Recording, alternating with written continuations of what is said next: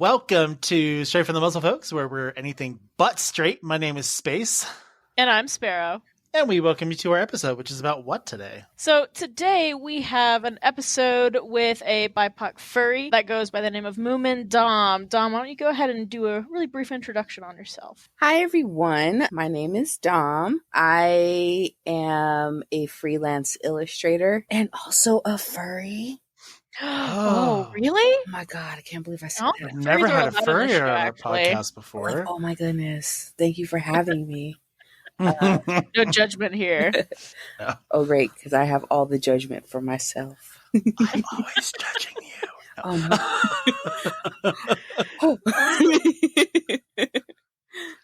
Before we officially start this episode, we did want to have a quick discretion and just to be transparent. So Space and I want to acknowledge that we as hosts, we're very white. We're white individuals, and we're discussing topics today regarding people of color and their involvement within the furry community. And we're helping host this episode, but our goal is to uplift POC voices within this community and not to smother them with our own. And our overall intention with today's episode is to highlight the work of POC artists like Dom within our furry community and to celebrate all the talents and all the creativity and all the contributions that they've had to this extremely vibrant community of people that are here. We do understand the importance of amplifying diverse voices and providing that platform for others to share their stories. But again, we wanted to just have that discretion out there. You did it backwards. Did I?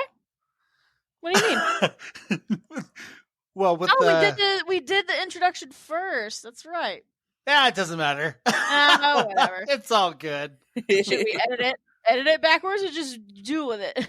Just deal with it. Just deal with it. It's Crow's problem. No, I'm just kidding. Honestly, I should probably provide him with notes. I never provide him with show notes, so he just blindly edits these episodes. Oh, poor guy. I'm trying to be better. It's okay. But we did want to have that discretion there just because it can get sticky, you know. It's especially... We don't want to smother any voices. We want to provide a different platform. So when you say smother, the first thing I think of is a burrito. The first thing I think of when I hear the word smother is that song by... Oh, shit. Oh, my God. Why can't I remember it? It was stuck in my head literally 10 minutes ago. Oh, my God. Crazy. Yeah, that's a crazy band name. I'll have to look it up. No. It's. I have it. I have Spotify on my phone right now. I mean, I have a quick little quip of burritos, but it's from Saturday Night Live. The Used. Oh. That emo-ass band that I used to listen to in middle school. Taco, burrito, what's coming out of your Speedo? You've got troubles. What's that from? You've never seen the cheerleaders from Saturday Night Live? Like old I don't school, watch Saturday Night Live. Sherry O'Terry and Will Smith. Not Will Smith. What is his name? Smith? Will oh Will my Ferrell? God. Thank you. Damn, it's a whole different. Yeah. Oh shit. Oh no. Okay, so y'all had very wholesome ones because when I thought smother, I thought of a pillow. I was like, it'd be so easy. No. Wow. I was like, Silent Hill 2. Oh God. We have fun here. That's amazing. I was like, oh, it'd be so easy. Don't worry about it. Jesus Christ. Okay. So, Dom, you already introduced yourself generally, and you said you were, unfortunately, a furry, right? But I want to know, just to get us started, how did you even get into the furry fandom? Like, what attracted you into getting into this community of people? Yeah, well, gosh. How were you baptized? Well, whoa, wait a second. Okay, so what happened with me was I was already drawing like furry stuff before I even knew what a furry was. So like I was drawing a lot as a kid because I was sick a lot. So that was kind of like my pastime. So I was drawing animals a lot because I was given a lot of like how to draw animal books. But then I was just like, I want to learn how to start drawing people, but I don't know how to draw people faces. And also people kind of suck. So I'm going to draw some animal people. That's right. That's what I'll do. And then when I got into middle school, they're like, oh, you into that furry shit. And I was like, furry? What's a furry? Who's that? Is that a drink? my god. You're so real for that though, because drawing humans is so hard. Like, it is the faces. It's either uncanny so complex. or it's anime. Like, there's no in between. And also humans are just boring looking. Like, we don't have cool markings. No. We don't have like teeth, like cool teeth. I don't fucking know. We don't have we're boring. No, we got too much makeup too. Like, you don't put makeup on a furry. It gets too flat, you know. It's just for me it was just a lot. And so I was like, I feel comfortable drawing, because I like my first furries I drew were like foxes and dogs and stuff. So I was like, I was already drawing those. You know the beginners, baby first personas and stuff. So I was like, oh, I know how to draw a dog, because like my favorite movie when I was a kid was 101 Dalmatians. So I was like, oh, I could draw a dog. And I'll draw a dog, you know, wearing a hoodie. And I will draw a dog wearing some jeans. And then that's how it started. So with a dog wearing jeans. Yes, the dog. Love for you. This dog wears jeans. See, when I started drawing furries, it was always like feral dogs first. Mm-hmm. Mm-hmm. No jeans to be seen. Not an Old Navy in sight. Oh man, that's true. I think of Old Navy when I think of jeans. Oh my god! Or the Gap. Or the Gap, yes. But yeah, like my stuff was feral too, because like I would draw animals and I'm like, yeah, this is their backstory. They live on this magical island where, you know, they eat rainbows and poop butterflies and like they're great. And then, you know, people are like, have you ever thought of drawing them with clothes? And I'm like, I don't know. That sounds weird. But then I got a little self-conscious. So I was like, okay, well, I'm gonna draw them with clothes, whatever. They started shopping at Old Navy and the Gap. And then they're like, oh, now you're a furry. I'm like, oh God, the furry pipeline, they got me. It was peer pressure. Feral dog to jeans is the furry pipeline. Yes, feral to dogs and jeans is the furry pipeline. Don't let them get you. If they start mentioning Old Navy, just turn away. That's how they get you. Mm-hmm. So that's what it was like then. What would you say your involvement is like now? Like, what's the kind of art you're into? What is it you're doing? Oh my God, I love drawing round things. Like chubs, yes. So I used to be like super into like, oh, I had to make it as realistic as possible. Oh, I gotta make it so cool. And I was like, you know, I don't want to do that shit no more. So I just started making things softer and rounder and softer and rounder and softer and rounder. Because who wants a twink? You know? Well, like, why have a twink when you can have a whole marshmallow, right? Everything's like like I have nothing against the Twinkies out there, okay? We enjoy a very thorough and diverse bakery around here, okay? From the tiny breadstick to the sourdough bread bowl, we stand for all kinds of deliciousness, right? But it's all bread, baby. It's all bread. Boy. But for my section of the bakery, I like them little round babies. So it was just more of me getting into working out of realism and working more with shapes.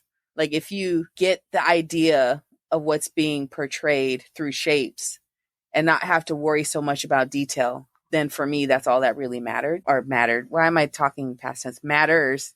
That's me. I got a little more involved in the community after I got let go from my job last year. So I've been doing like more conventions and doing more art and commissions and stuff. So that's really more of my involvement, is just doing art, meeting other artists, learning stuff. Like, I did my first big successful Kickstarter last year with the Fat Bear pins.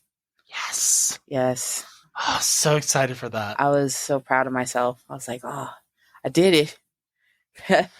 They let me draw fat bears and not Boo. I do want to say that I'm really sorry that it took me so long to respond back. I didn't realize there was a survey on Kickstarter for me to do so you could send pins out. I keep getting these emails. I'm like, what do you want? Get off my lawn! Get off my lawn! I was like, please, sir. And I'm looking at it like, oh shit. I was like, please, I just want to send you a bear. Please, stop yelling at me. Space, didn't you find Dom at, was it a BLFC? Yes. So it might have been you. I'm not sure. Were you the one that was handing out the flyers out in registration or putting the flyers on the pillars? Yes, that was me. I was like, Okay. I need everyone to see it. So I was sitting there, kind of just sitting there, waiting for my husband to go run his way through. And out from the corner of my eye, I see this beautiful black beauty full of color and rainbow. And I'm like, what's this? And then I see this flyer in your hand and it says something, what did it say? Something fat comes this way? Oh, something chunky this way comes. Yeah, something chunky this way comes. And I'm like, oh, what is that? So, and that's where I got started. And I'm like, this is amazing.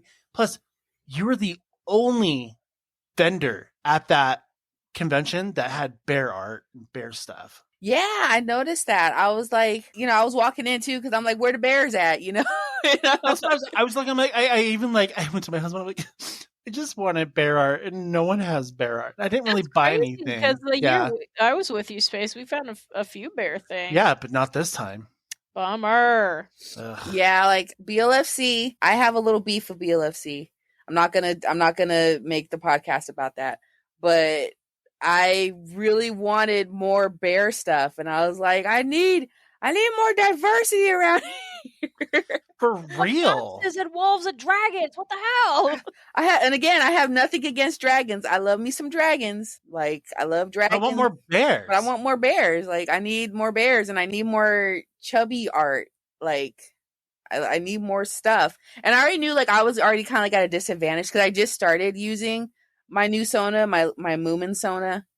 And I was like, I already knew I'm at a disadvantage because not everyone knows what a Moomin is. But I was like, at least let me get some bear stuff in here. Because my other Sona is a bear dragon. So I'm like, I need something. That's a great combo. Yeah, I kind of call her a walking chia pet because she grows like a lot of plants on her. But adorable. My Sona is a bear that has a little sprout growing out of her head. Oh, nice.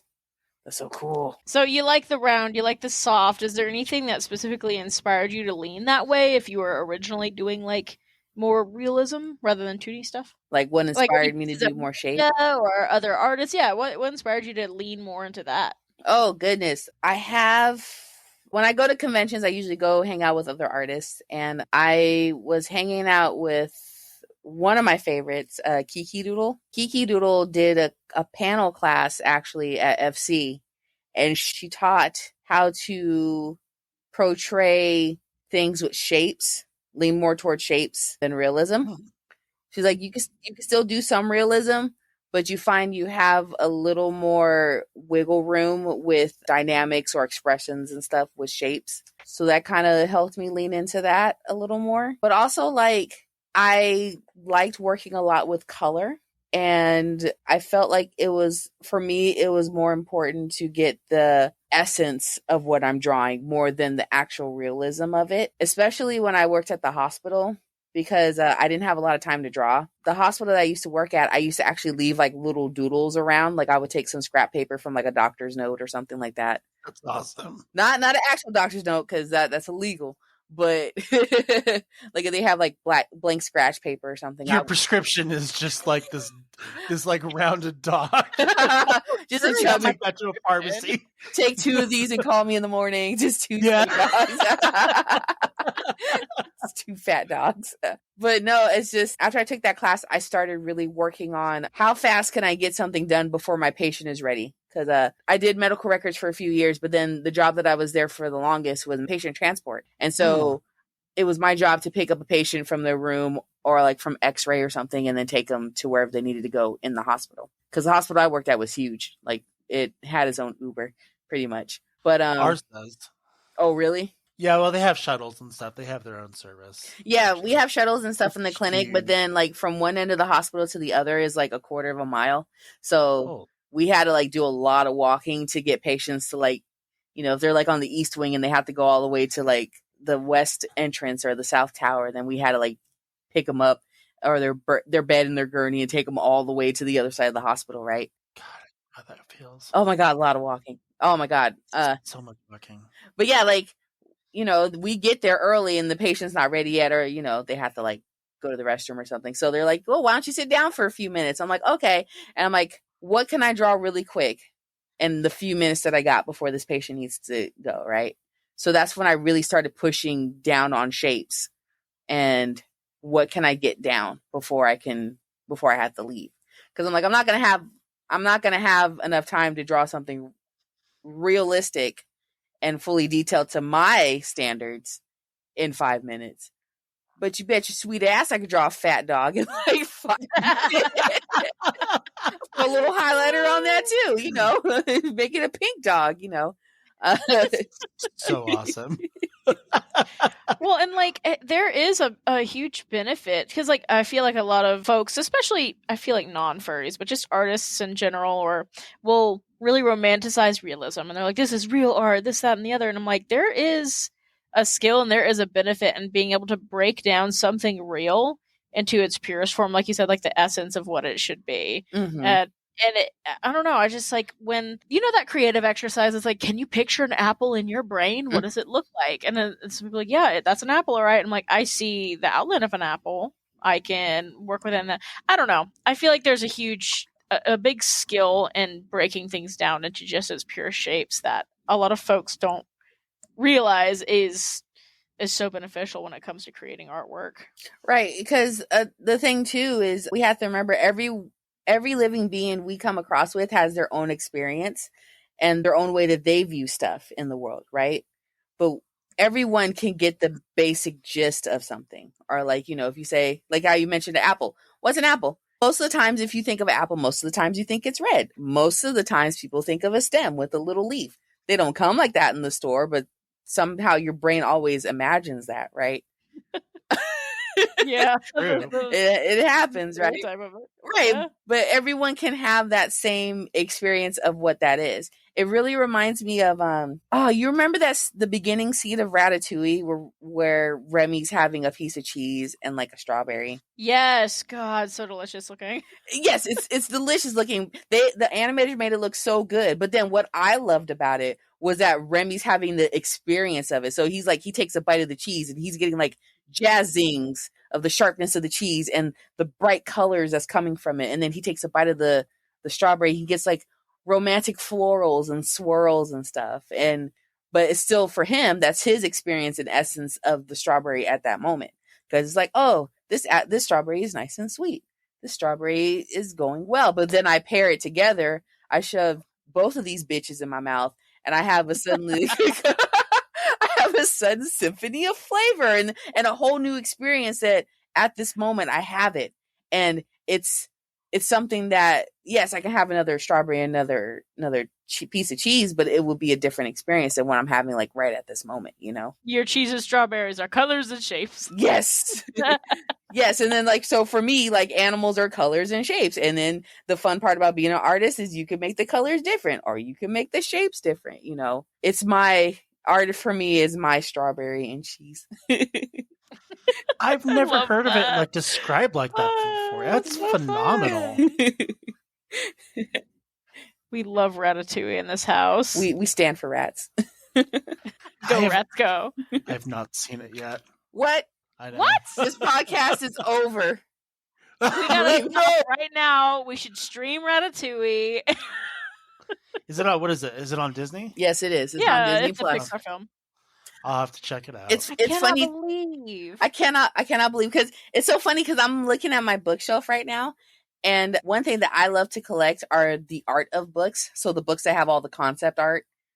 I love those books. Yes, I have the art of Ratatouille, and Cool. I got that copy, and yeah, I think about that one a lot. And those artists inspire me too because animators. It's a little different now because of 3D animation. That's a whole kettle of fish. But the animators have to come up with quick, simple designs for animation because traditionally doing something super realistic and drawing all those drawings and making them like, 60 drawings per second, that would be super unrealistic. So a lot of animation simplifies a lot of the shapes or a lot of the movements because then they're easier to animate and it's easier to explain to the other animators that you're going to be sending it off to, like, because it's one thing if it's just you, but an animation team has to understand what you're trying to do. And then they have to explain to like 13 other people. And then they all have to make sure they're on the same page. So, you don't have weird animations because another animator got their hands on it, or they're doing a different scene, right? And then you're like, why does Simba look different in this picture, but, in this scene, but, doesn't look right in this scene, Gotta have that continuity. Mm-hmm. So they work. Steven Universe is bad at that. Oh yeah. They had a lot of hands in the pot, so it was a mixture of a lot of hands in the pot because they worked with a lot of studios, and then the person who was doing the storyboarding wasn't giving the animators enough information. Oh man! So it's like Disney, they'll have like I don't know if you've seen like the old '90s clips of like animators in the big Disney rooms, and they have like hundreds of storyboards over every scene. From what I understood, Steven Universe didn't do as many as they should have. I mean, it's probably more complicated for them too, because they had to jump through so many hoops. Yeah, it was a whole kettle of fish with Steven Universe. I still love the show, but yeah, me too. You can tell some of the episodes got their, like, some other animation studio had their hand on it, or another team had their hand on it, and so Steven would be shorter, or or like have like a weird girl's nose would be like way bigger. Yeah, like why'd you give her like Bert and Ernie's nose? Why'd you give her a Muppet nose? Garnet is my absolute favorite on that whole show. Garnet is. I love Garnet so much. I love Garnet. I also like Rainbow Quartz 2.0. So Steven and Rose. Mm-hmm. Oh yeah. Or no, not Rose. Steven and Pearl. Yes, it's an interesting. That's a good one. Good show. Oh yes, thank you. So we got some base information here. I think our guests have a good idea of what you're about. So this episode is really talking about a lot about being a BIPOC artist, being queer, and on your Twitter, we saw that you had some posts that mentioned that you're openly BIPOC, you're openly queer, you're also disabled, and you're all these things within our furry community, and also just as yourself as a human being. How would you say that these aspects of your life affect your experience within the fandom itself? Like, does it affect that at all, or does it not? Some of it gets affected for the better. Like, we know that like the furry fandom is like god awful queer. Yeah. So true. Like it's like they open their mouth and sugar comes out, like just super duper queer. So like I'm like, oh yeah, sweet. If you run into somebody in the fandom, like you can say safely, like 75% of the time is someone who is, who's queer, and someone who's queer in some aspect, right? Either they're right, it's something lovely, and even if they're not, they've been exposed to it enough to where they're probably not ignorant. Exactly, and that's what I like about it too. Is it's you learn very quickly who gets weeded out in the fandom, because not only they are a part of it, but they can be pretty good allies for everyone else, and they don't tolerate any of that particular shenanigan. It's true. But being disabled and being BIPOC in the fandom, it's getting better, but I can safely say there wasn't a lot of representation when I first started. A lot of people they kind of built a status quo from it. Like they already had like high expectations of what they felt was part of the fandom, and it left very little room for people to express themselves in other ways. So like expressing their blackness, or expressing them being disabled or something, or they get looked down on. And this is actually a conversation I've had with people before, is yes, we are in a fandom. So we all agree that, we're fucking furries, right? We all agree about that. But I'm not. What the hell? Bitch, you are a furry. Well, I'm leaving. I can't believe I've been bamboozled this whole podcast. Don't be one of those artists that's like, I draw furry art, I have a persona, but I'm not a furry. Right. It's like, yes, you is. Come on. But how did I explain it? Oh, okay. So here's how I explained it, right? So picture yourself having a duck pond, right? You got cute. Okay. You got the duck pond. Yeah. Hell yeah, I do. Okay, you got the little quacks running around. Yeah. You got the little swim-ins. You might see like a little turtle, but you also see like the moss and the feathers and like the grime that comes with the duck pond, right? Yes. So picture someone grabbing a bucket, taking some water from the duck pond, and they just put like a fox head on it. And they're like, this the furry fandom. What I mean is like our society, how the human society is, some of that stuff doesn't get completely meshed out just because we all agree that we like to dress up in a suit and and be an animal for a little while. You know what I'm saying? Yeah. Yeah, it's just, yes, we got a little better because, you know, we're not having ducks in the bucket, right? And hopefully you didn't catch any of the tadpoles in the bucket. But we still have some of the moss on top, and we still have some, it's not water you would drink. There's still some things that's in the fandom that are a sub part of just being in a society, you know, just being, because, you know, we can agree that our society is not 100% great. It's gotten better. Yeah. It got better, you know, but it's not 100% great. The same with a furry fandom, or, you know, you can see that with a lot of fandoms too. Like, you know, well, I'm not saying that they're gone, but like the brony fandom, like they started their own fandom. Oh yeah. But, you know, you were still hearing about like Nazi ponies and and like people having their own, like dealing with like fat phobia or racism or anything like that's still in that fandom. We still see some of that in the furry fandom. It didn't go away. We just kind of weeded it out just a little bit, but it's still inherently in there. If I'm making any sense. No, you are. And I think, I mean, when I think back, I know Space and I, when we were thinking about brainstorming this episode, Space, I think you said something like, when you imagine the furry, like a typical, stereotypical furry, what do you think? And I'm like, a gay white man. Yeah. That was like the first thing that fell out of my mouth was a gay white man, because that's true. Yeah. And I think the furry fandom comes with a lot of escapism. And I think someone who is like a gay white man, for example, they might use furry as an escape from the real world because they go through things maybe like homophobia, right? Mm-hmm. And they're like, we shouldn't even have to think about our real world selves because this is all fake. It's furry, right? It's this our personas, but it's like still rooted in real humanity, right? That's why you're here. Mm-hmm. So it's like I don't know, I feel like with those changes and with the community getting so much bigger and, you know, and like you said, it may have started off rougher, but it's steadily getting better when it comes to that representation and the diversity that we're getting. Maybe that kickback that was happening was because they were wanting to use it as an escape. And people bringing in their cultures and bringing in, you know, all these different identities was reminding them that they can't hide from the real world for forever. Yes. Yes. No, that makes perfect sense because, yeah, that's so funny how you brought that up because you're like, you think of a gay white man. And I'm like, yeah, I think of a gay, white, usually twink-shaped, petite. No, totally true. Yeah. Totally true. Usually petite. They're usually stereotype. tiny. Like you could probably pick them up and put them under your arm like a football. You know, like little baby white man.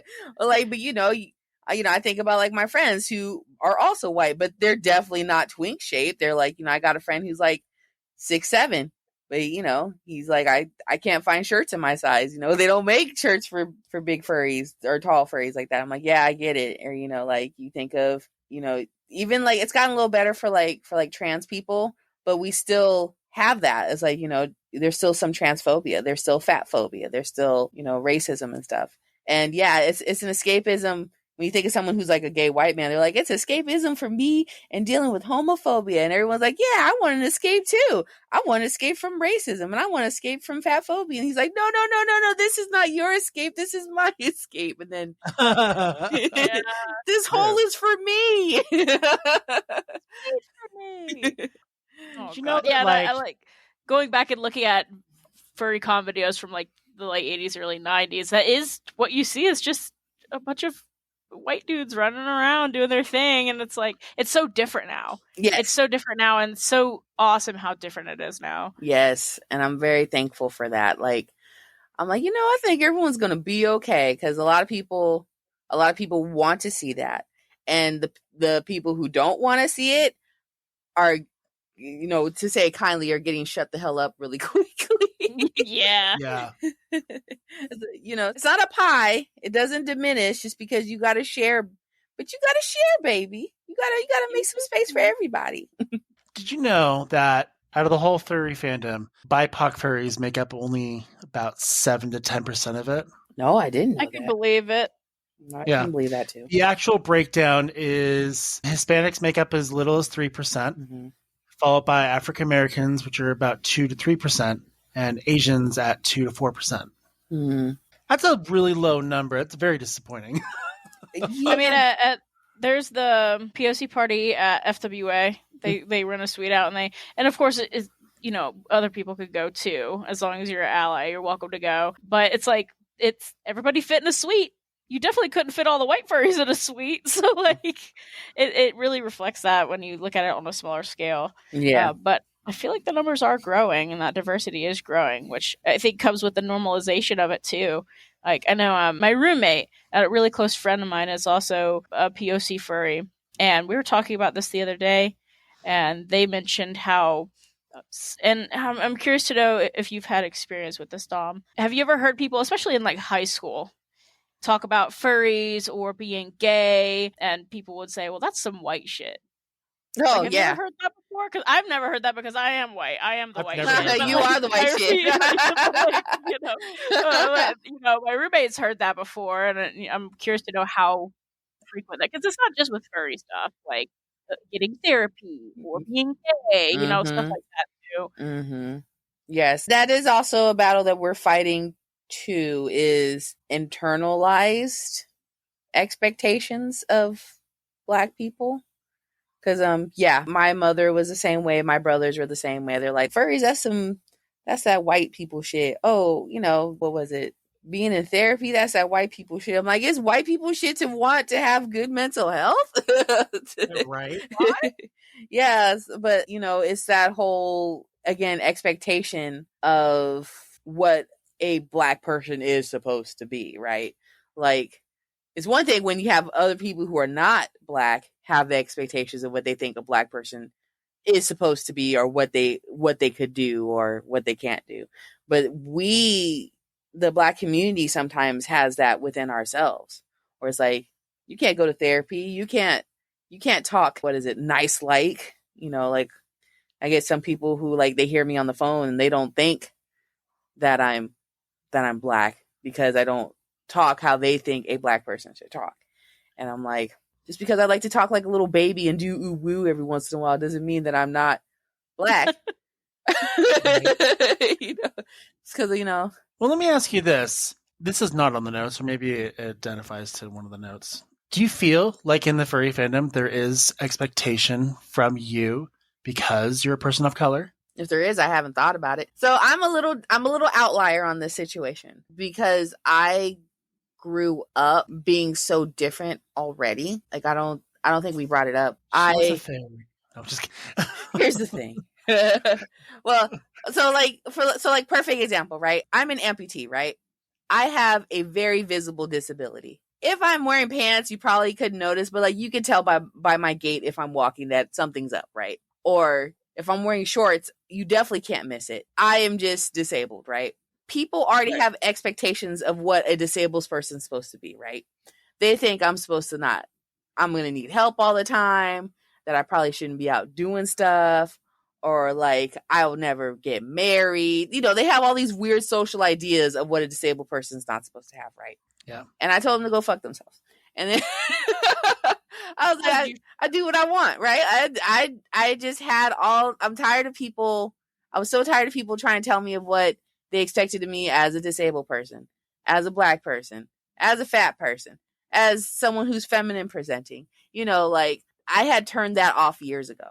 So like, I really have a hard time giving a fuck of what people think about me, particularly. Like, if they have expectations of me, they need to tell me up front, because I'm not going to do what you want me to do, or I'm not going to be what your idea is of me, because you're just going to hurt yourself thinking that I'm going to fill a box for you, you know?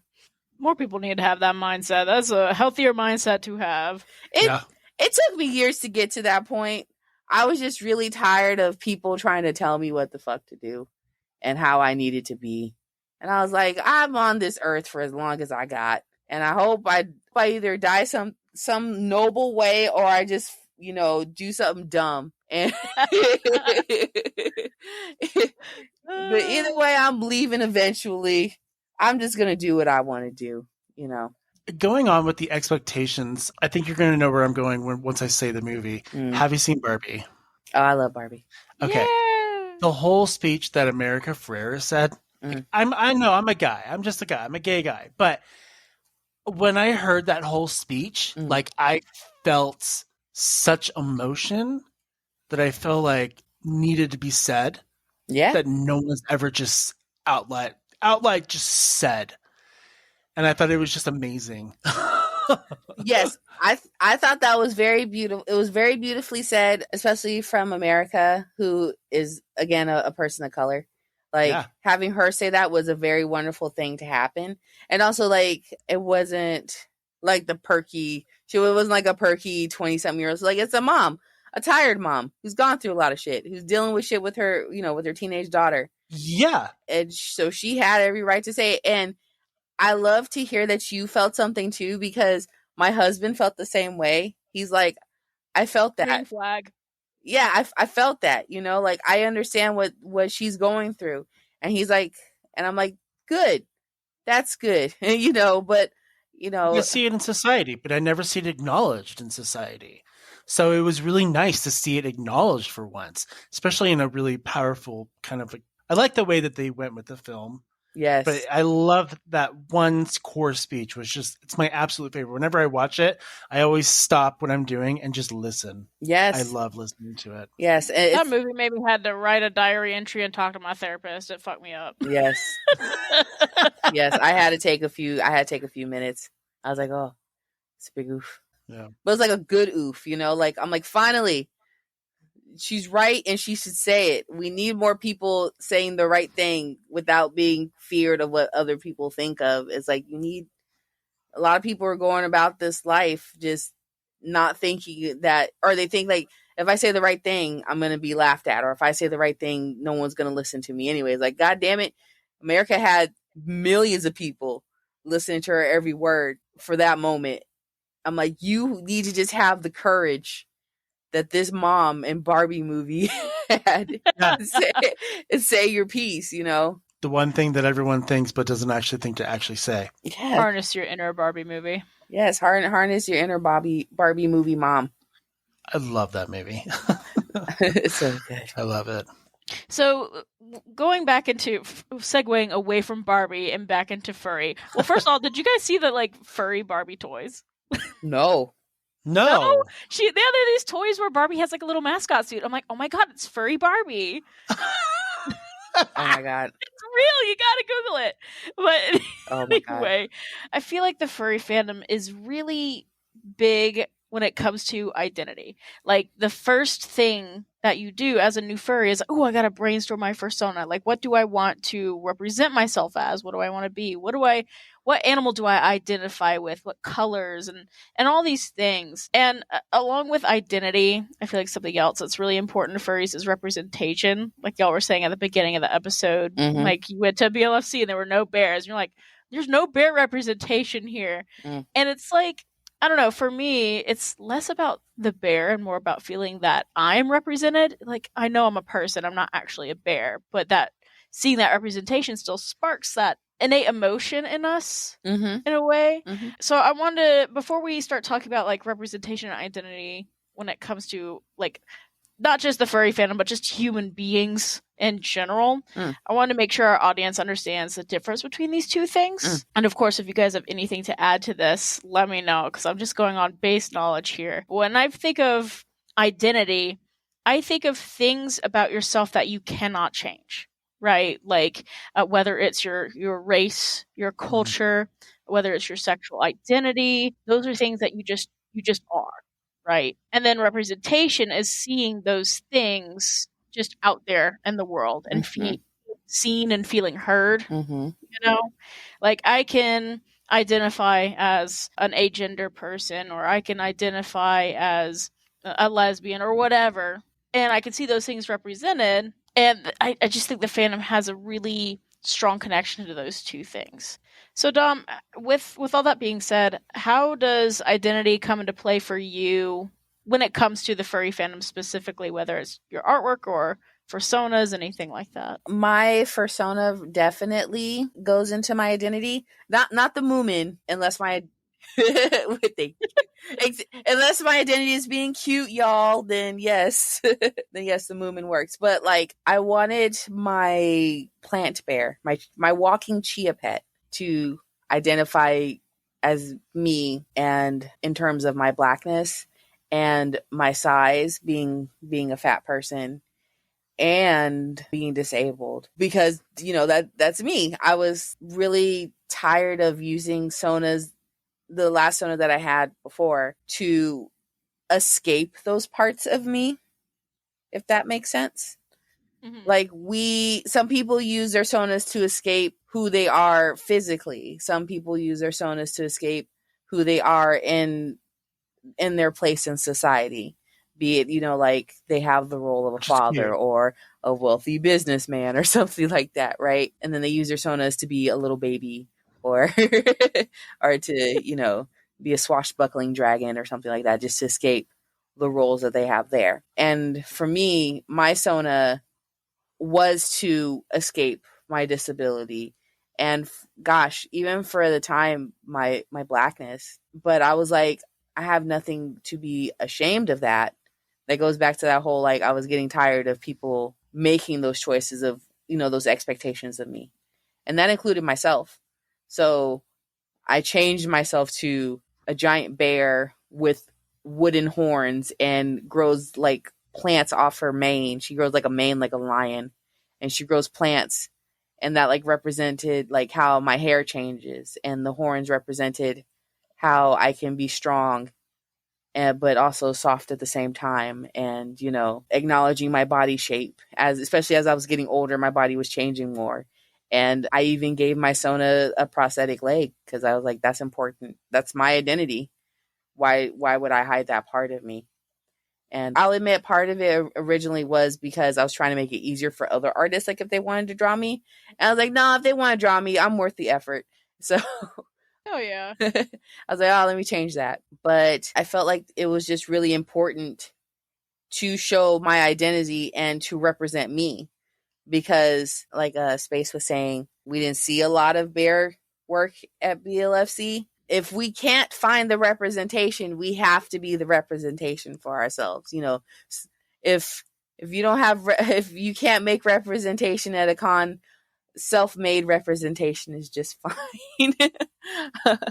Oh, absolutely. That reminds me of, I was just scrolling through Twitter, and someone was talking about how, and I love that we can have self-made representation. I think that's important. There are also a lot of people out there who can't. Maybe they're not artists, or they don't have the capability to do so.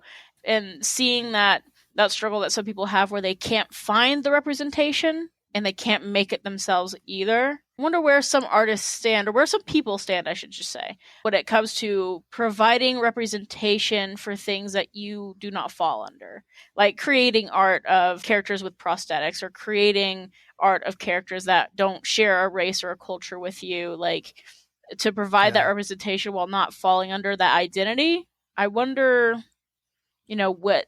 what line you could step with that, because I feel like some people will accidentally stereotype and some people don't. But I don't know, I feel like I've seen people having two completely different opinions with that concept before. Do you have any opinions on that kind of stuff? Oh yeah, not yet on the opinions, but I've seen those conversations before, especially like a couple of years ago. There are some people who were trying to see where it dances between appreciation and appropriation. That's right. Where they're like, we appreciate people of color, or I want to make a character of color, but I don't want to make people think that I'm making this character for the sole fact of this is what's cool and hip right now. Like, I still want to hear the voices of what people want, or what is stepping over toes. And I think when it comes to that particular question, I think the biggest thing is to just listen to your audience, and to see what they say, or even just ask questions. Like, I'm not just asking questions will help with that. And even like for people who can't make it, I think it's important for them to ask for that representation too. I know a lot of people have.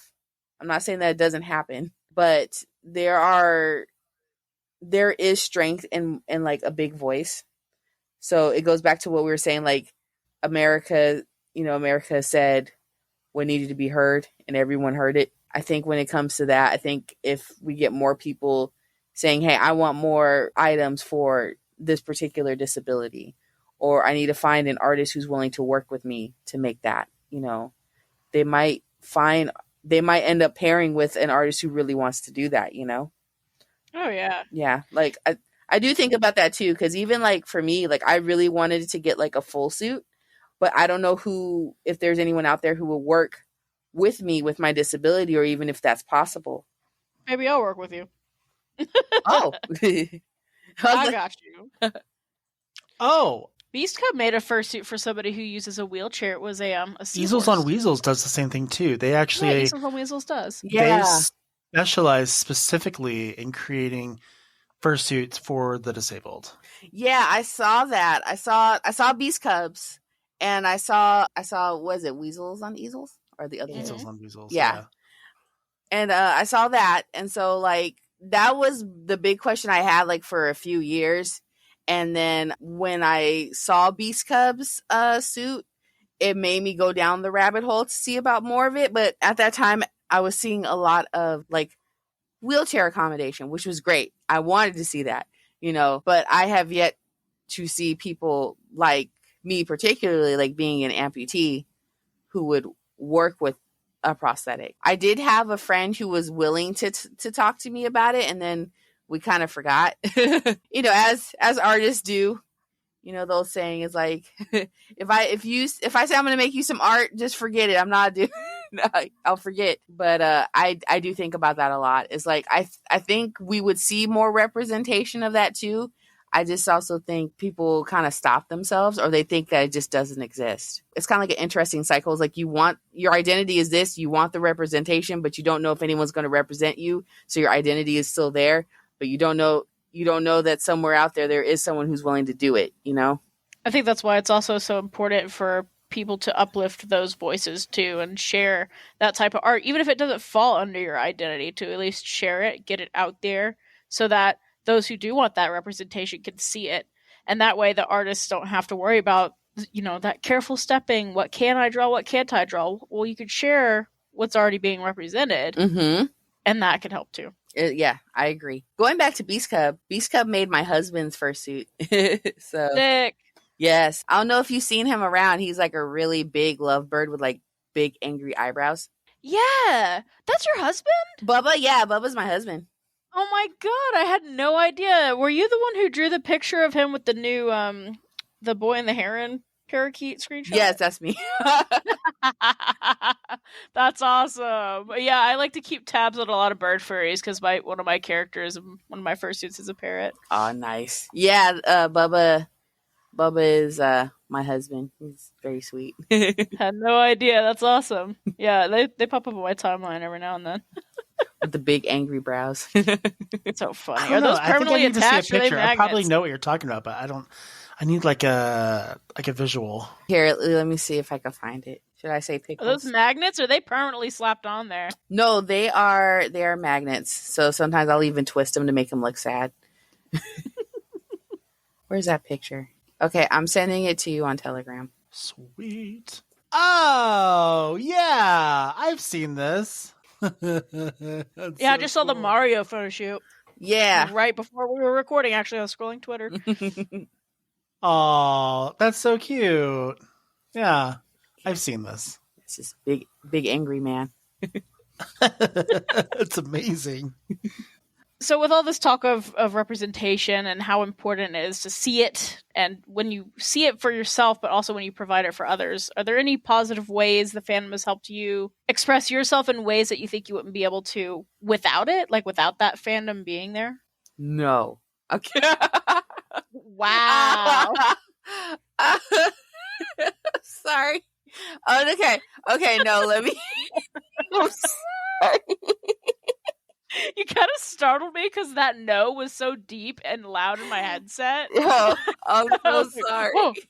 No. No. No. Uh, no, not so. I think just artistically, because it has helped me express myself artistically and also financially. Well, yeah. But as you know, I cannot express how little fuck I give about what people think of me. I just really don't. So I feel like such an asshole about that question. I was like, I do what I want when I want to. I do whatever I don't want. I don't do what I don't want to do most of the times, So, like, it wouldn't even matter whether it was fandom or not because of that? Yeah, just because of, again, the identity that I have made for myself, right? Like, just me being so comfortable with myself as a person, as a disabled person, and as a disabled, chubby, POC, non-binary, just big old queer. I've just really stopped caring about how people think of me, and so me expressing myself just comes automatically, and so that just happens whether I'm at a con or in a fandom or at work or in the kitchen, or I'm just like, I do what I want when I want. I mean, again, that's such a healthy way of going about life. Like, I wish more people could get that lesson, It's hard though. Like it's majority of me is like that. I just don't care what you think, kind of a thing. But then there's still that little bit of part of me, that little child that's so afraid of what people might think. Yeah, I mean that's why I have a therapist. Yes. Thanks, therapy. Yes, therapy helps, and yes, like I got to this point thanks to a lot of therapy, and because I used to have like big self-loathing, right? I used to be like, oh, no one loves me. Oh, everyone thinks I'm annoying. Oh, I'll never. I don't know why, but like when I was young, I was like always had this big thing. I'm like, oh, I'll never get married. I'll be one of those people that had like 20 cats. And again, I still want 20 cats, but I have a ring. I have a ring now, and I have to discuss this with my husband. Doesn't have to know. Just hide them all under the bed.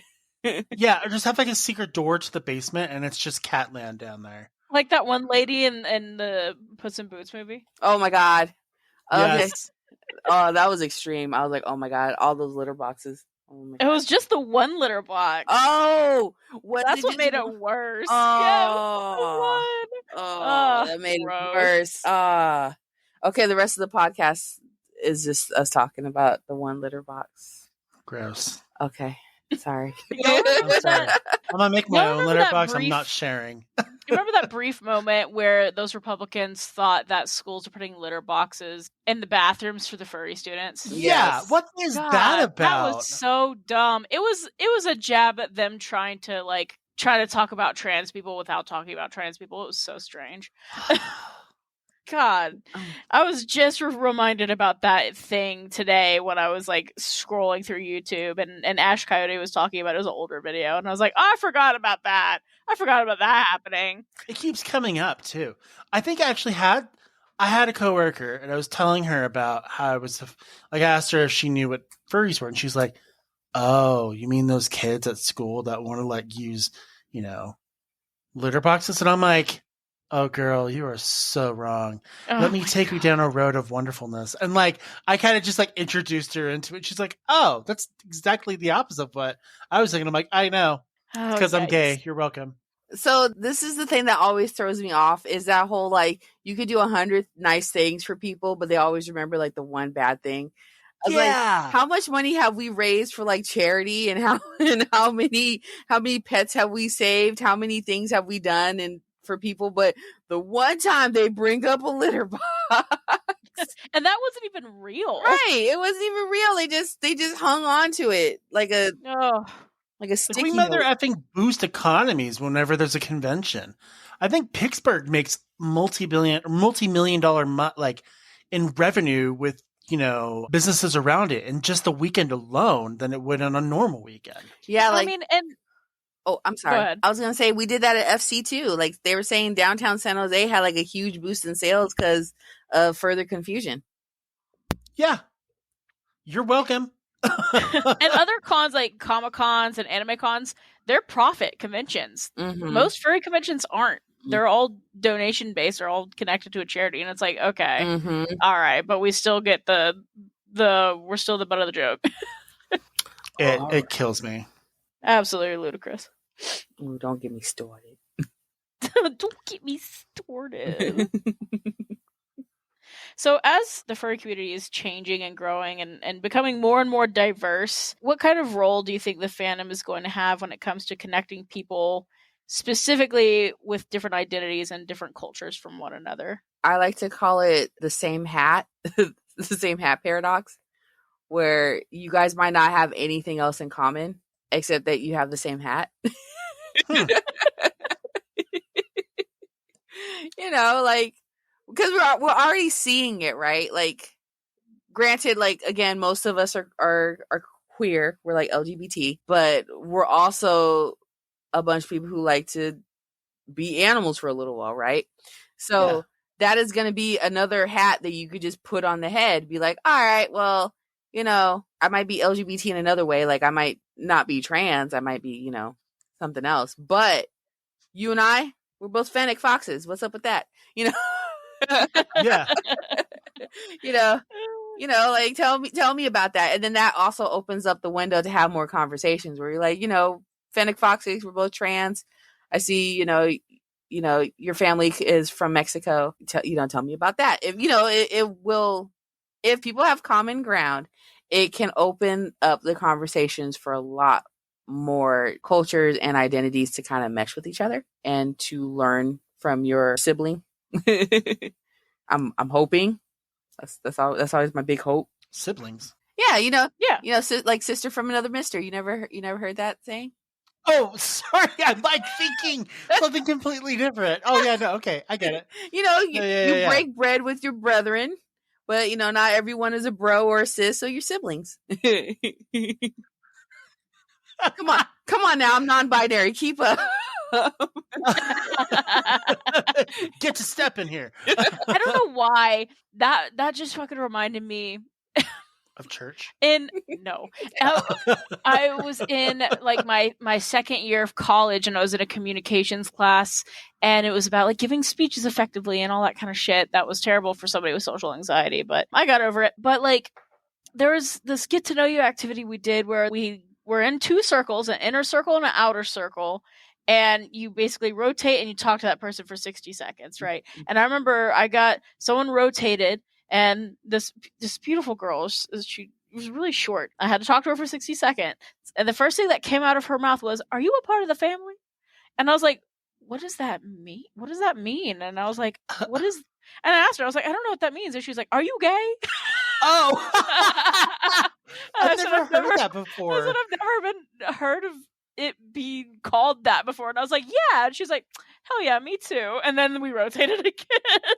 Yeah, I just learned about that one too last summer. We host a amputee support group picnic every summer, and I have one of my members there, and I've known him for like years. He's always gone to the meetings, and he was just like, one day he's just out of the blue, he's like, "Baby, you part of the family?" I'm like, "I've been in this meeting for years. Of course we're family." He's like, "You know, the family." And I was like, What? eh?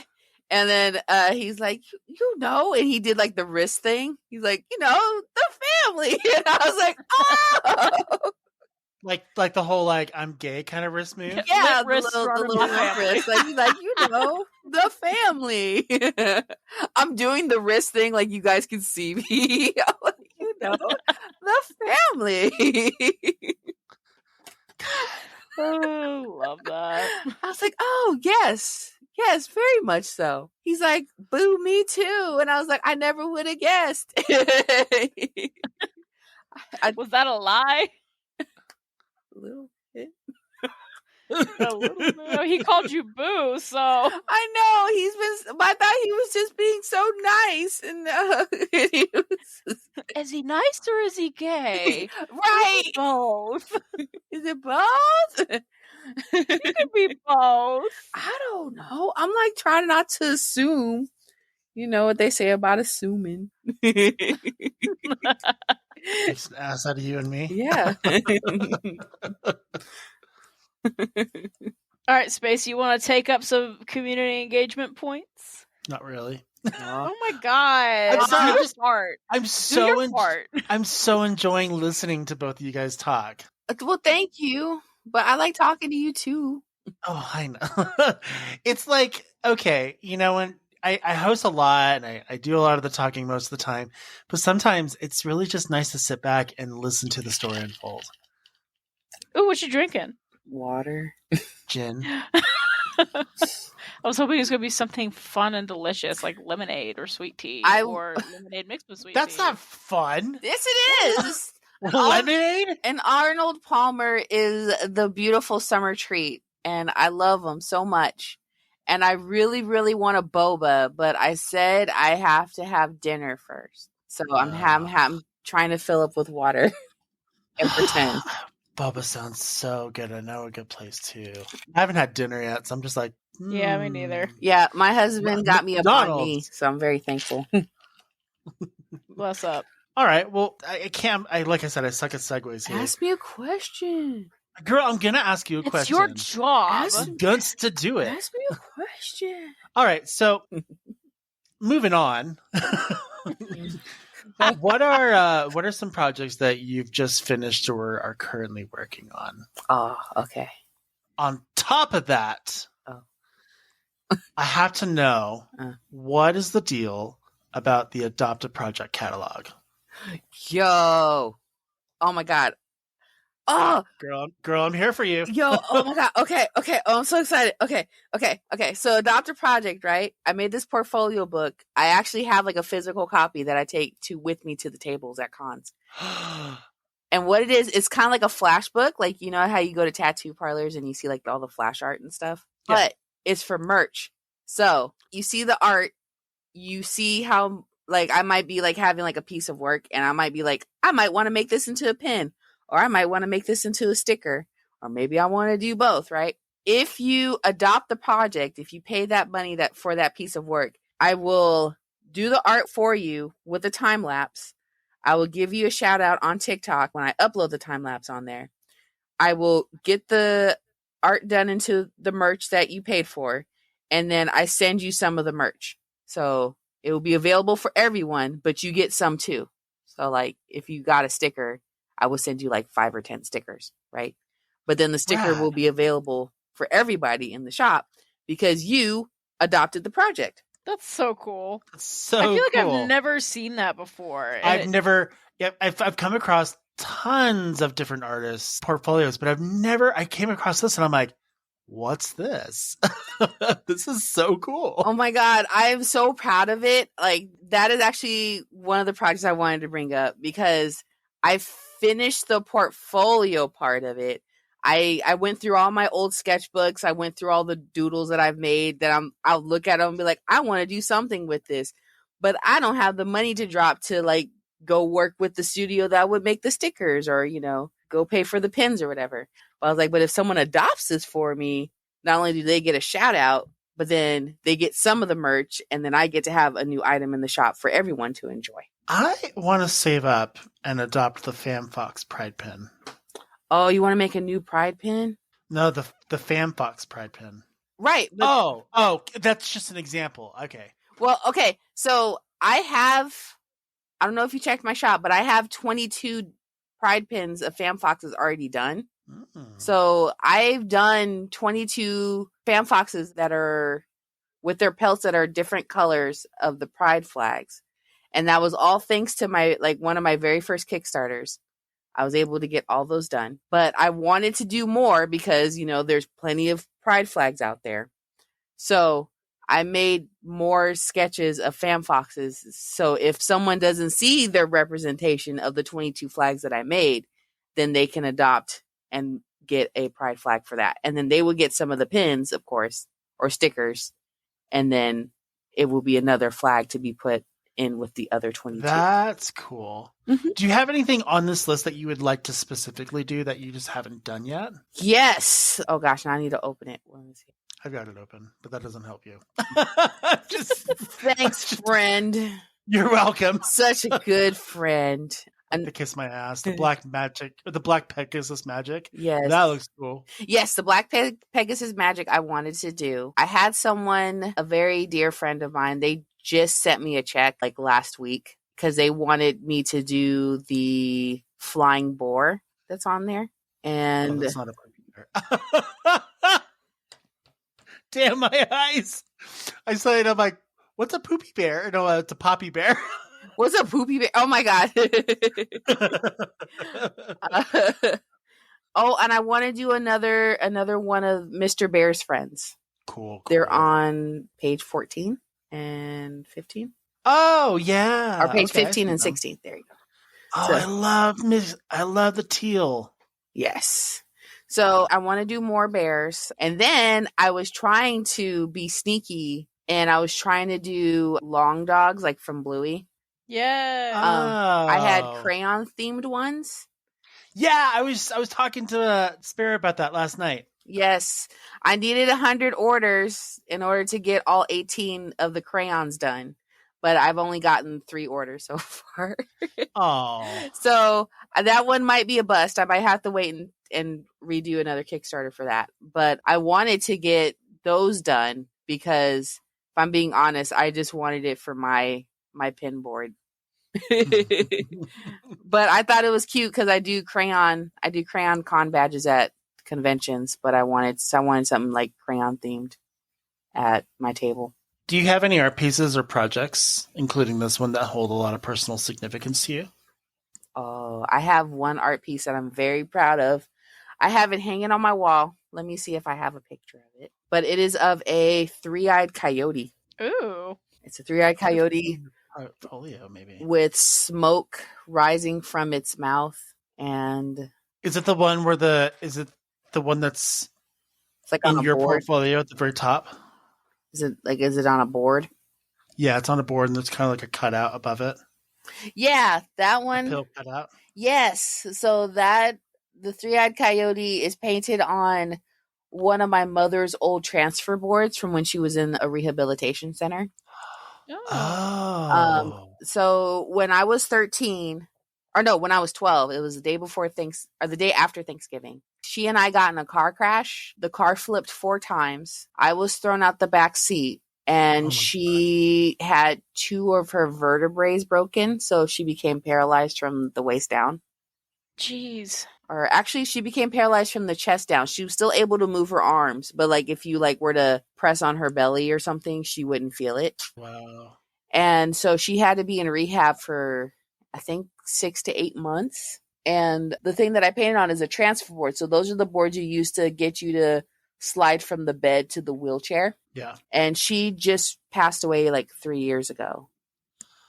So I took one of the boards and I painted that on the board. The 3-eyed coyote is her favorite story from me. Every time she was in a mood, I would tell her the story of the 3-eyed coyote.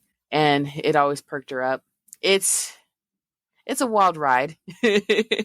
But yeah, I wanted to paint that on the board and have something from her to keep. And yeah, so I think that one's my magnum opus for sure. I want to cry. No, don't cry, babe.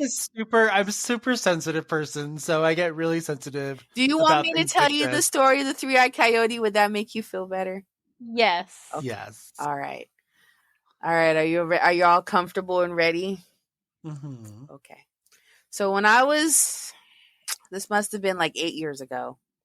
This was me starting to use cannabis. Okay, it's a drugstore, y'all. I got a piece of cannabis from my sister, who is a professional weed smoker. And what she did not tell me was it was a strong piece. Okay. So again, she's a professional. She does it all the time. And this is me being like little baby, right? Like a little nibble of a chocolate would send me flying. And she's telling me, baby, I want you to know this is 100 milligrams. This is a full gram. it's a pill. Take it easy and maybe just say your prayers, right? And Oh my god. Golly. Right. So 100 milligrams, right? So I'm used to like 5 milligrams, like just little Oh my baby dose. god. So Yeah. that is crazy, right? It's 20 times the dose that I'm used to. And I'm like, okay, fine. Totally forgot about it when she gave it to me. So this is like months later, I decided to take it. And it went fine for like an hour or two. And then things didn't become so fine after like 3 hours. And oh God, were you greening out? I was to the moon, y'all. I was holding on to the side of the walls because I was scared I was gonna float away. I was I was like army crawling to the bathroom.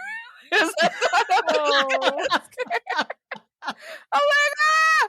And so like also, so when I'm at home, if I'm just chilling out at home, I don't wear my prosthetic leg. I'll like kind of crawl around the house a little bit. So I'm like, where's my leg? You know, like, oh my God. Mind you, I've been an amputee since I was like 2, and I'm freaking out, like, oh my God, my other leg is gone. They swapped it. So I took it like right around sundown. So it's dark time, and being super high at dark is not a good idea. So I end up army crawling, mind you, to the bed, and I'm laying on the bed horizontal. So I'm not laying on the bed properly. And on top of that, I'm at the foot of the bed, right? So by myself in my own apartment, all alone in the dark. For some reason, Drake is playing in the background. You used to call me on my cell phone. Hotline bling, right? I don't even like Drake. I don't know how it got on. It's on in the background in my house. I'm like, how did I get here? And I just remember hearing a quiet voice like, you do not look so good, Dom. And I look over to the head of my bed, right where all my pillows are. And I shit you not, there is a glowing, 3-eyed blue coyote sitting at the head of my bed. Like, that's awesome. It was so fucking cool, right? Don't do drugs, kids. But I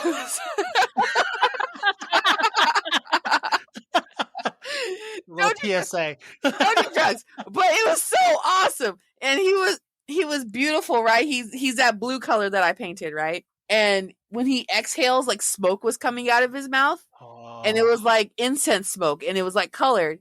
And he's just looking at me. He's like, you don't look so good, Dom. And I just remember like in a warbly voice, I'm like, I don't feel so good, 3-eyed coyote. And he's like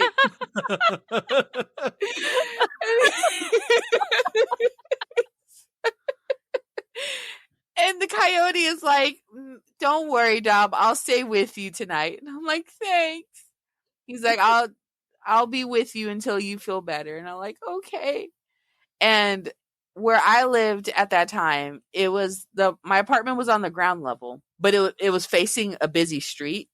So every time a car went by or like someone on their bike went by, I would get nervous. And the coyote was just chill. He's like, that's just someone driving by. That's just someone on a bike. You're fine. Why don't you just lay down? Just close your eyes.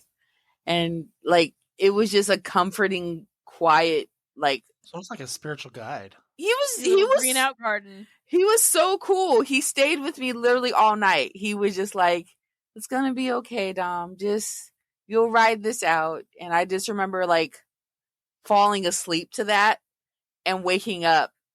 I was still high, but I wasn't as high as I was the night before. Yeah. And I will never forget the 3-eyed coyote. That coyote saved me from the trip of a lifetime. And so that was my mom's favorite story. She was like, that's what your ass gets for taking drugs from your sister. I wish I had a 3-eyed coyote comforting me the last time I greened out. He was a real one for that. Yeah, he was the OG. He was so cool. He was like, I got you, Dom. Don't you worry. I was like, thanks, coyote. I'm having a hard time. I was like, I want to get off. He's like, you gotta just wait. I was like, I want to go home. He's like, you are home, baby. Just lay there. Wait, Spare, have you tripped out before? Oh, no, not on acid or anything like that. No, I've greened out on marijuana before, though. In a legal state. Yeah. But it's not fun, bro. It actually got me to stop doing weed totally. It traumatized me so bad. I was I got done with that. I was high for almost 48 hours, and then once I was done with that, I was like, I think I'm good. I don't want to do that ever again. It's not legal here in Utah, but you gotta go if you want. I like to get the CBD or gummies every once in a while. Yeah. And I went into the smoke shop, and this guy comes out, and he's like, "What do you want?" And I'm like, "I just want something maybe to help me fall asleep. Help me just stay asleep and stuff." He's like, "I got the stuff right for you." And he kind of goes onto the counter, and it wasn't something I was looking at. Pulls back out, and he's like, "This will be good for you." And it's there was like $50. It was like 5 pieces, so each one was like $10. And they were like these jelly blue, I don't know what it was, but it smelled gross. I'll just say that. And the only time I've ever smelled this was when my friend actually brought back legit weed gummies. And I'm like, I wonder if this is the same thing. So the guy says, don't eat one piece in one go. Not even like the strongest person can handle that. Oh. Just take a nibble. You're good to go. These things, for one piece, it's like a 1.5 by 1.5 square size. Mm-hmm. So he's just like, just take a couple of nibbles. You'll be smooth. And I'm like, okay, whatever. You don't know me. I can't fall asleep. So oh no. Friday night, right? I'm in my computer room and I'm just like, what the hell? It probably won't work like most everything else. Pop it in my mouth. No. And space. At first I was just like, man, it's getting really hot in here. Oh no. And so I go and I sit down. I go to stand up and the whole room's wobbling.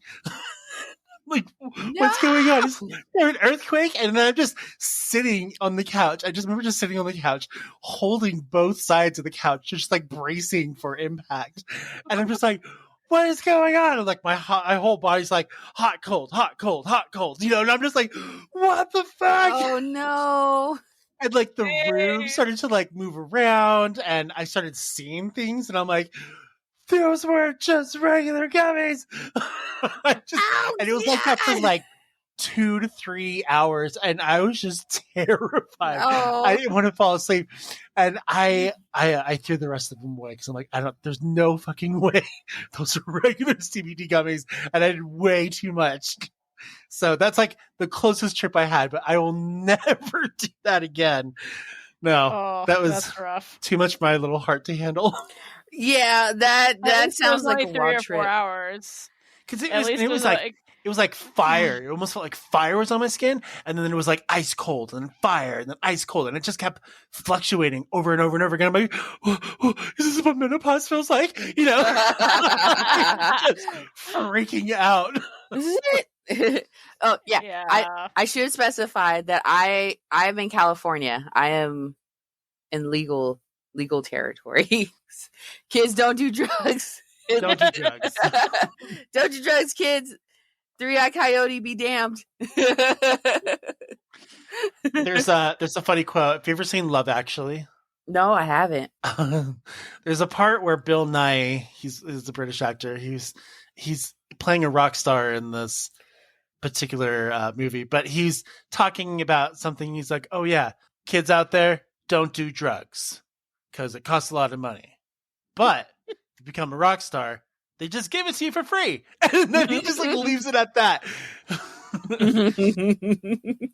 Golly. Going back to the notes here. That's a trip. I just didn't want you to cry. That's all. I know, but see, that's the beauty of me. It's yeah.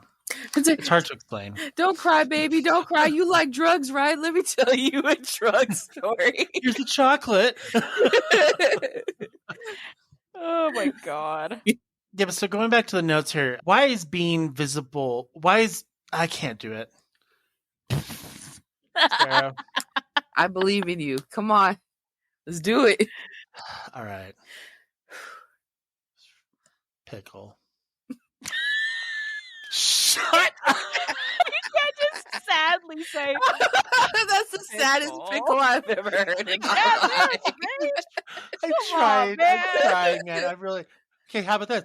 Pickle. How's that? Stereotype yourself. Let's go. Why is being a visibly queer, disabled Black business owner important to you?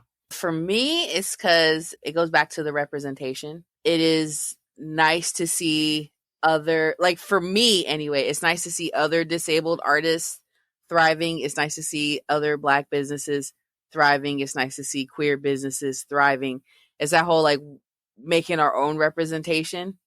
So I want people to know that I'm part of that too, where it's like, all right, hopefully you're not racist or anything. You're like, I'll never support a Black business, but I would support a disabled business. I'm like, I got you, bitch. I'm here too. Wow. 2-for-1 deal. Jeez. I don't even know where to go with that. I just tickled myself. Just picturing like a little clan. Like, I would never support a Black business, but I'll support a disabled business. And then I just pop around the corner like, You rang. Wow. Gee. God, see, I can't do it. I don't have. Fine. God damn. Do it, Sparrow. Do it. Oh my God, I'm so sorry, Sparrow. No, it's fine. She's just better at this than I am. I mean, you just gotta ask the question. Yeah, you just ask me a question.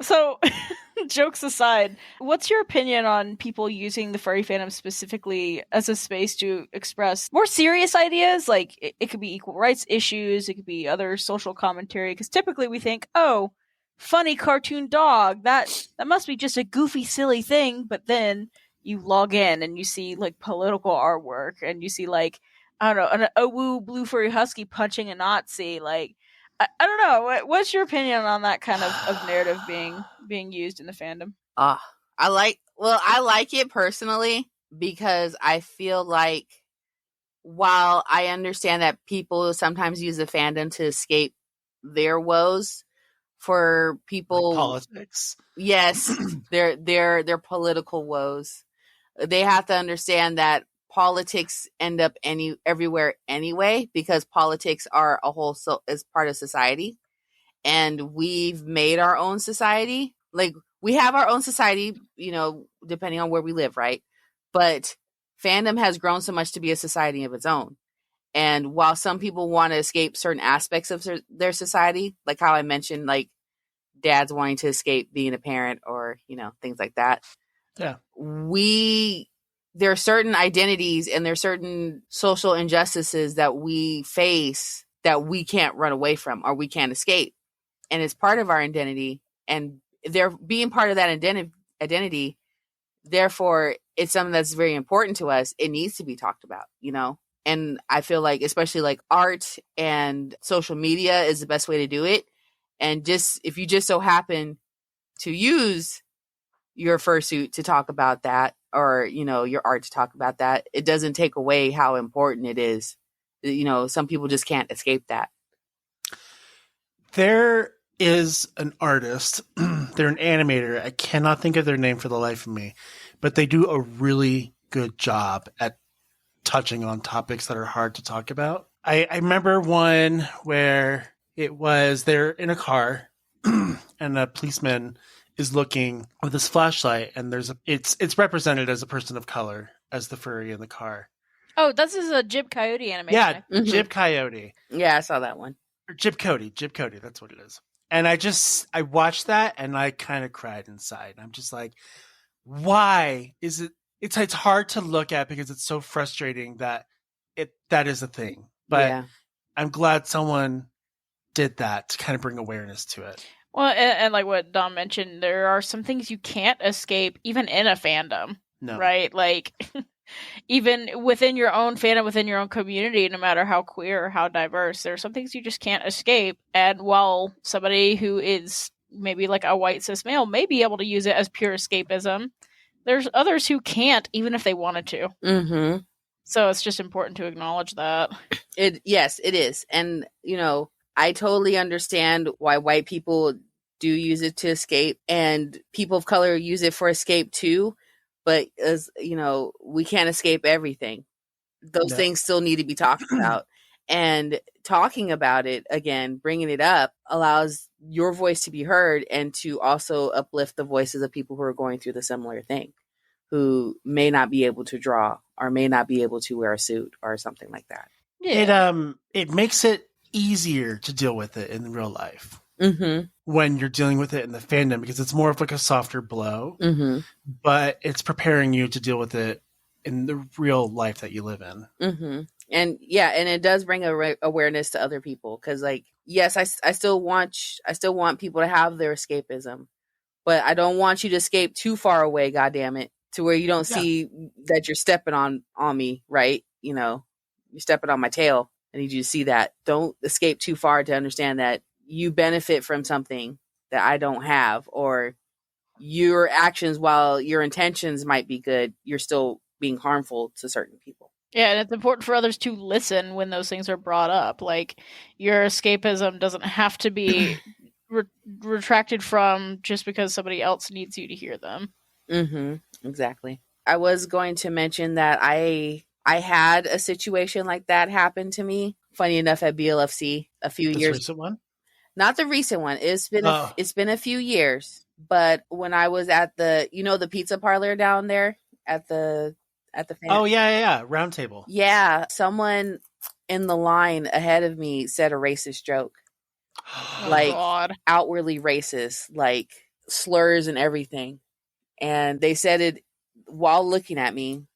They said it in front of me and my husband. My husband's white, mind you. He had no tolerance for that, but everyone else heard it, because that round table gets busy during the con. Everyone heard the joke. Nobody laughed, but nobody stood up for me either.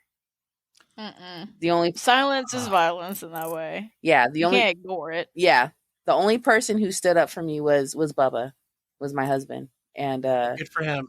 Yes. Did he punch him? No, he did not punch him, but he pretty much told him along the lines of, "You got like 5 seconds to get out." Let's go, Bubba. Yeah, so Bubba did not appreciate that. He's like, "That's really fucked up. You shouldn't say things like that. Period." But definitely, like, you shouldn't say anything like that. Period. But you definitely shouldn't be saying that in front of Dom. The audacity too to look someone in the eye, and still do it. Right. But again, this was a furry. He was wearing a con badge. He was allowed to be at the con. He was allowed to be there. And so that's what I'm saying is, like, going back to, like, you might use it for escapism, but I can't use it as an escapism 100%. Not everyone can use it as an escapism, because you have people like that. And it's like, but yeah, it's like how Sparrow was saying, silence is violence. I was more hurt by nobody standing up for me. Like, nobody spoke up. No one said anything. And they heard it. Like, they were shocked. They looked, but then, like, when I looked to people to ask if they, to see if they would say anything, they would turn away, or they looked away. They were just embarrassed. And it broke my heart to be like, this fan is supposed to be inclusive and supposed to be supportive of everybody, but I don't feel very supported right now. That makes me really upset. I'm not gonna lie. That makes me really pissed off. Yeah. I'm so sorry. Absolutely not. I can't tell you the person's name. I never saw him again, so I don't know if he got in trouble with somebody else and started shenanigans. I don't know, but yeah, that one day when that happened, that pretty much broke my heart. Well, that kind of, that's a good response. Thinking about this last question that we have, but what are some respectful ways people within the fandom can support people of color in their community? For one, speaking up. Mm-hmm. Based on that story, like, when you hear something, you better stick up for your fucking community. Mm-hmm. Like, if you believe in equal rights and you believe in civil rights and all, then you shouldn't just be ignoring shit like that. Mm-hmm. No, I believe that 100%. It's like, there's two things. It's like, speak up when you hear the injustice, and listen when we have something to say. It's like, like, I've told this story to people, and a lot of times I will be told, "Oh, that was just an outlier," or I'm sure that would never happen again, you know, or No. the fandom's gotten so much better. And I'm like, well, yeah, I thought the fandom was better when that's happened in like, what was that, 2018? You know, like Yeah. that was 2018, you know. We always joke, oh, it's 2024, you know, 2023 people. It's like, no, 2018 is not too far. It's not like grandpa's time or anything. Like that happened recently. And this dude was extremely comfortable. Like saying the whole slur and everything, the entire joke, with no breath, no hesitation, no waver in his voice. It was like he's been saying that joke a billion times already, you know? He was comfortable with it, which is not something that someone should ever be comfortable with. Yeah. But yeah, that's always my thing. It's like of what you guys done here in the podcast, like just listening to the experiences that I've been through is always something that I love to see for anyone who's in a marginalized group, is listen to the people that have different experiences from you, but also stand up for them if you see an injustice of any kind. You know, don't just keep your head down and mind your business. Sometimes you just speaking up and just saying, hey, let the other person know that it's not, that what they're doing is not okay. We need more of that. If you care about equal rights, then you make it your business. Oh yeah. And that's the thing. Like a lot of people, you know, they'll share and they'll reblog and they'll say, you know, they'll have like BLM on their profile and stuff. But, you know, it's one thing to have that, but you also need to walk the walk too. Yeah, You need to stand up for your fellow person. Of everybody, yeah. Yeah. Yeah, because I don't play that. Not even just like, I mean, yes, of course, from a racial standpoint, but even just like, you know, ableism, fat phobia, also all sorts of discrimination. We need to stand up for people because that's the best way to love somebody, is sometimes to be loud and angry for them when they don't have the strength to do it. Mm-hmm. And like you said, the fandom has come a ways. I've heard stories at like BLFC that someone got bullied and then a bunch of poppyfers came in and stood up for them and then courted that person around the con and made them feel like they were the most special person in the world. And I thought that is so cool. I've heard of situations where people get bullied or things happen and people do stand up. But then, you know, there are those like your experience with it, no one says anything. And that's not right. That situation, it's great that your husband stood up for you, but that situation should have never happened where no one says nothing. Yeah, that hurt me so much. That was so hard. That's not just because you were at a fandom, at a furry convention. That's real life. Yeah. So. Yeah, that's rooted in truth and just humans as in their social norms. Like, yeah. So. But yeah, another way of supporting is, engagement. Just if you're going out to do stuff, make sure they know that they're included. If you're wanting to support financially, if you see people that are having a hard time, support financially, support socially. You know, I see a lot of like amazing artists and stuff like that, but a lot of times it's just they don't have enough eyes on them, and I want to make sure they get seen for that too. That's what I like to do. I mean, people listen to our podcast. A lot of people do, but we don't have a huge following on Twitter. But I like to go through Twitter and I like to find those artists that don't have very many. And I look at their art and I question, I'm like, why don't you have more followers? I don't understand why there are so many overlooked artists out there and people that don't even get the chance. And I like to at least give them a little chance, even if it's only like 5 views or maybe a couple more than that. I like to at least give them a chance. Yeah, and that's always helpful. Any help is good help, and that's even something that I'm trying to work on with another furry for conventions and stuff. Because we even saw it at BLFC that we weren't seeing a lot of representation from like BIPOC artists and creators at BLFC's Dealer's Den. We wanted to see more of that. Which is crazy because FWA, I see a lot of representation, a lot of diversity. I wonder what's the difference between those are the only 2 cons I've ever been to, but it's weird seeing Is how it possibly different the because two of the are. region? Yeah, I wonder if it is the region because, you know, I mean, Georgia, Atlanta especially has a lot of diversity, but yeah, I don't know. Georgia is, or Atlanta for sure is well, back in the day, We used to call it the Black Mecca. It was a very heavily Black-oriented city. Still is. Still is, yeah. So I think a lot of artists, because they're local, they get a chance there at FWA. But like FC and BLFC for certain, it gets a lot more, just to say it kind of, whitewashed. Oh, yeah. Oh, yeah. So that was even one of the arguments I had with BLFC last year. I know I said it a lot earlier in the podcast where I had beef. Was I signed up for BLFC, like, gosh, I think this was my third time signing up and I didn't get in. And I get in easy at FC and like other conventions. But when I asked BLFC, what's the deal? They're just like, oh, well, we didn't like your application. I'm like, well, what do you mean you didn't like my application? you know? Yeah, and yet they'll have resellers and shit. Yeah. And that was the thing. Cause, for me, again, and my identities, I was like, okay, this doesn't feel right.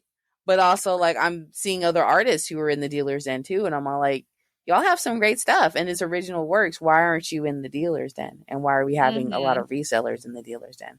So yeah, I'm working with another furry who was part of the kind of like the administration with the con to see if they can have like push to have more diversity in the con, not only just from racial standpoint, but also from like experiences and stuff and items too. Like, I think we need to see more diversity, and I think we need to see more accessibility in cons as well.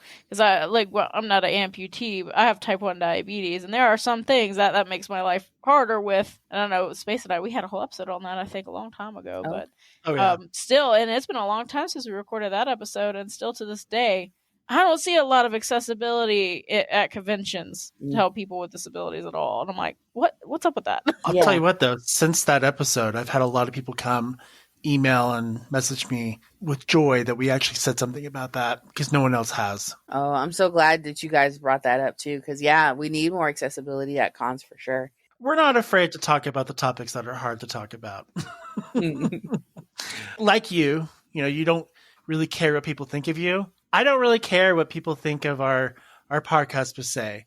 If we say something that rubs someone the wrong way, that's their problem, not ours. Yes, exactly. We need to say something, it needs to be said.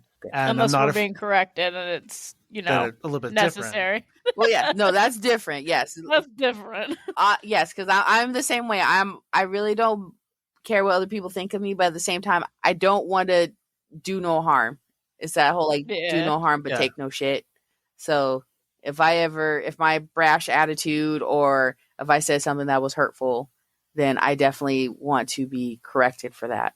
But at the same time, you're not going to make me feel bad for wearing shorts in the summer because goddamn it is hot. For real. Like, we're not here to be popular. That is not our thing. I think I say it like a lot. Our thing is to be a voice, to lift up other voices, and just be that common person. We're no better than the listeners that listen to our show. Yes. That is a level that we play on. I love it. So, thank you. Well, that being said, do you have anything you want to promote? Anything you want to tie in? Oh my god. Business.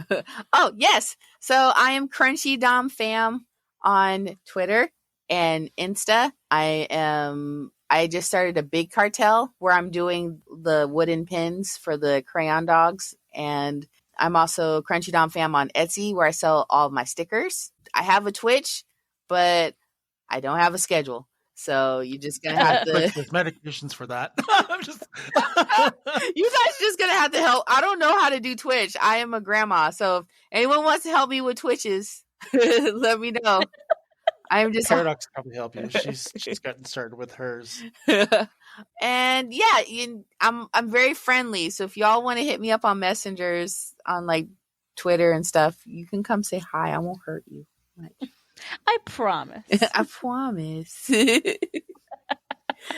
Oh my god!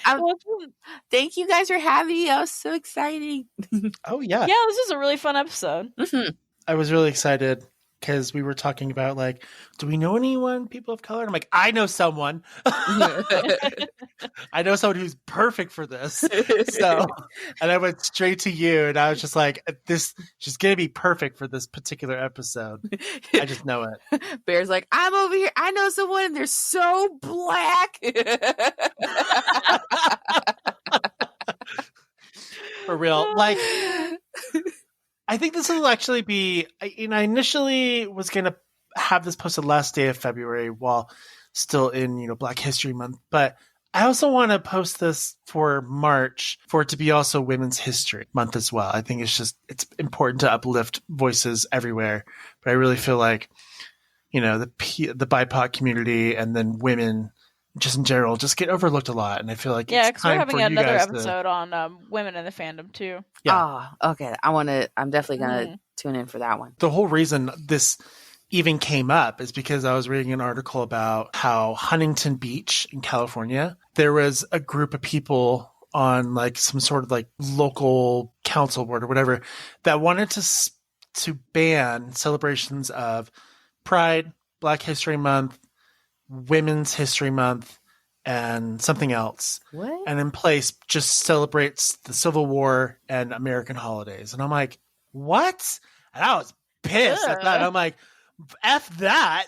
So I'm like, all right. And that was last year. I'm like, this year, that's going to change. We're going to start talking about things that really need to be talked about that no one is going to talk about.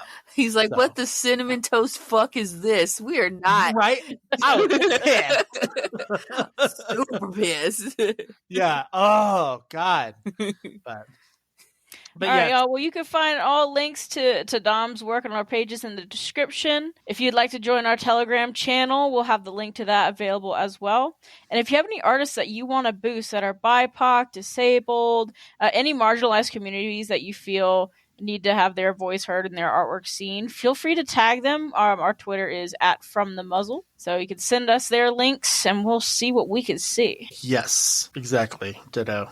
Oh, Like the Pokemon. Ditto. Oh, yeah. All right, folks. Well, have a great day, and we'll see you guys next time. Bye, guys. Bye-bye. Bye.